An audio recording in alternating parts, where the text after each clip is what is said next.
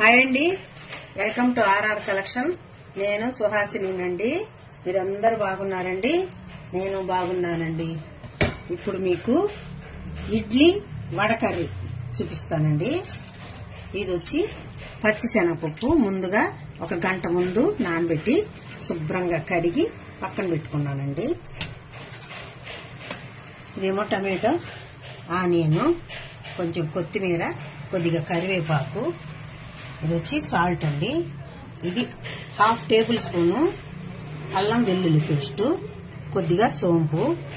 ఇది వచ్చి ఒక్క చిన్న ముక్క పట్ట, 2 లవంగాలు, కొంచెం వచ్చి సోంపు. అంటే ఇది సపరేట్గా పెట్టుకొని ఉన్నానండి. ఇది మిక్సీకి వేసుకోవాలా, అందువల్ల ఇది వచ్చి తిరగమాతలో వేసుకుంటాము.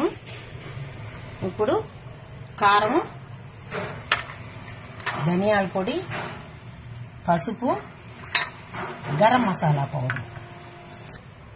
ఇది పచ్చిశనగపప్పు శుభ్రంగా నీళ్ళన్నీ వడకట్టేసి దీనిలో మిక్సీ జార్లో వేసుకున్నానండి. దీనిలో ఒక్క చిన్న ముక్క పట్ట, 2 లవంగాలు, కొంచెం సోంపు. దీన్ని కొద్దిగా మనము కొంచెం వాటర్ యాడ్ చేసుకొని మిక్సీకి వేసుకున్నామండి. ఇది మెత్తగా వేసుకోకుండా ఇట్ట కచ్చాపచ్చగా వేసుకోవాలండి. ఇప్పుడు మనము స్టవ్ ఆన్ చేసుకొని పెనం పెట్టేసుకోవాలి. దాని మీద కొద్దిగా ఆయిల్ వేసుకోవాలి.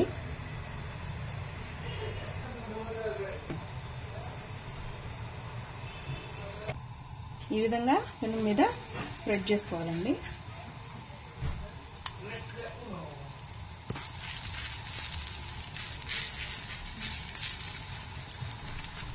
ఇలాగా పల్చగా స్ప్రెడ్ చేసుకోవాలి.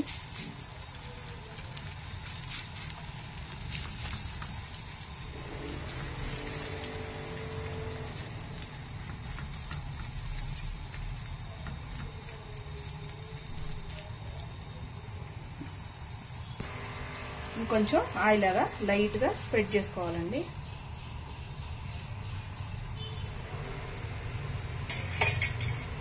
ఒక 2 నిమిషాలు ఉడికించుకోవాలా, మూత పెట్టేసుకునేసి. చూసారా, ఉడికిపోయిందండి.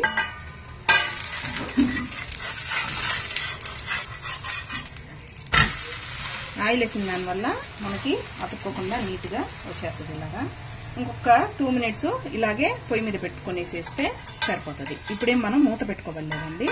అలాగే చేసేసుకుంటే ఆల్రెడీ ఉడికిపోయింది కాబట్టి ఆ పక్క కూడా పచ్చిదనం అంతా ఉడికిపోతుంది. చాలా ఇప్పుడు ఉడికిపోయి ఉంటుందండి. ఇలాగా చేసుకునే దానివల్ల ఏమవుతుందంటే పచ్చి వాసన ఉండదండి. అందుకని ఇలాగా కుక్ చేసుకుంటాను. ప్లస్ సగం ఉడికింది అనుకోండి, బాగా టేస్టీగా ఉంటుంది. ఇంకొంచెం కుక్కర్లో వేసుకొని ఒక విజిల్ పెట్టుకుంటాం. ఇప్పుడు స్టవ్ ఆన్ చేసుకొని గిన్నె పొయ్యి మీద పెట్టుకోవాలండి. గిన్నె వేడెక్కిన తర్వాత దాంట్లో కొంచెం ఆయిల్ వేసుకున్నాము.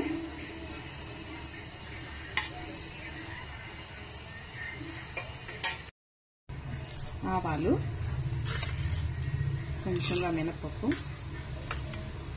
జీలకర్ర కొంచెం. ఆవాలు వేగిన తర్వాత ఆనియన్ వేసుకుందామండి. ఆవాలు వేగిన తర్వాత ఆనియన్ వేసుకోవాలండి.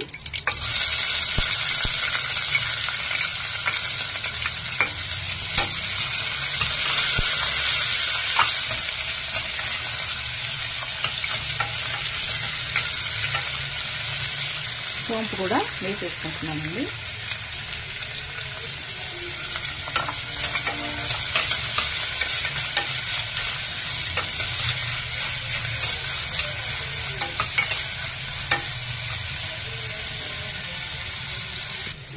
సాల్ట్ వేసేసుకుంటున్నానండి.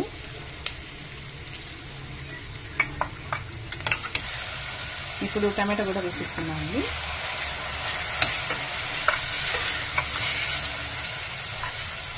అల్లం తెల్లగడ్డ పేస్ట్ కూడా ఇప్పుడే వేసేసుకున్నామండి.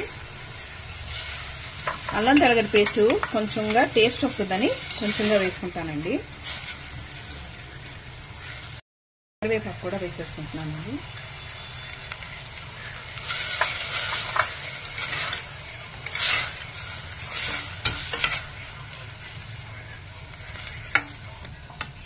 ఈ విధంగా మగ్గుతా ఉన్నప్పుడు దాన్ని పక్కన పెట్టుకొని ఇది పొడి చేసుకుందామండి.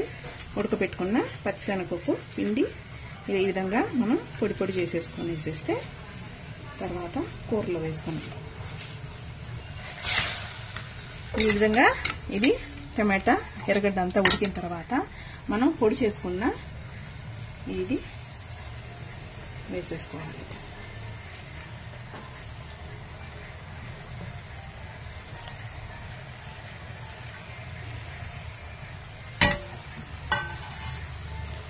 దీంట్లోనే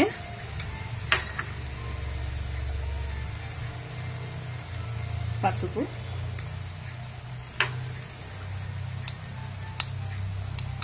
కారం, ధనియాల పొడి,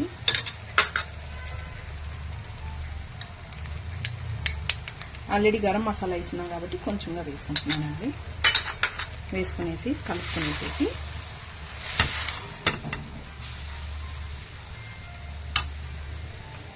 నీళ్ళు పోసేసుకోవాలండి. ఇది మునిగేంత వరకు ప్రస్తుతానికి పోసుకుంటున్నాను. మళ్ళీ నీళ్లు పడుతుంది ఇంకొంచెం, తర్వాత కావాలంటే మళ్ళీ ఇంకొంచెం పోసుకోవచ్చండి. వేడి నీళ్ళుగా అయినా పోసేసుకుంటే కొంచెం గోరువెచ్చగా చేసుకొని సరిపోతుంది. ఇప్పుడు ఎక్కువ పోసామంటే మొత్తం బయటికి విజిల్ పెడతాం కదండి, అప్పుడు బయటకు వచ్చేస్తుందని కొంచెం కరెక్ట్గా పోస్తున్నాను. తర్వాత చూసుకొని మనకి ఎంత కావాలో అంత వాటర్ యాడ్ చేసుకుందామండి. కుక్కర్ మూత పెట్టేస్తున్నాను. ఇప్పుడు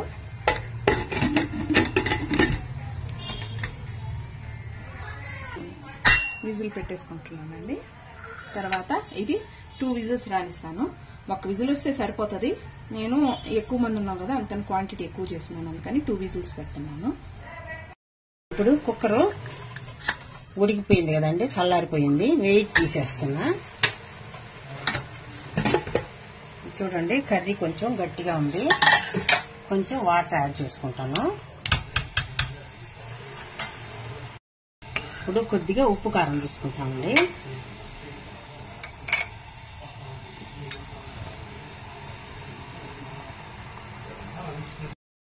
ఇప్పుడు అన్నీ కరెక్ట్గా సరిపోయినాయండి.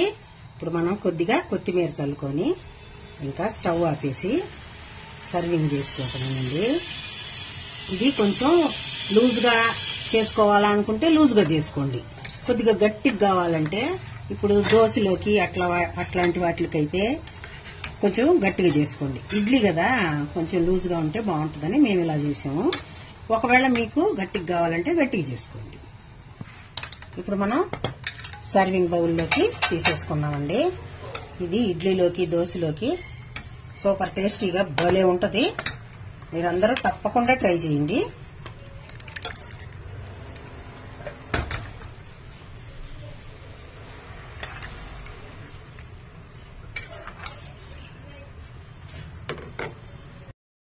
ఇప్పుడు సర్వింగ్ బౌల్లోకి తీసేసానండి. ఇప్పుడు మా మనవాళ్ళకి కానీ ఇడ్లీ పెట్టి బౌళ్ళల్లో వేసి ఇచ్చేస్తే ఇష్టంగా భలే తింటారండి.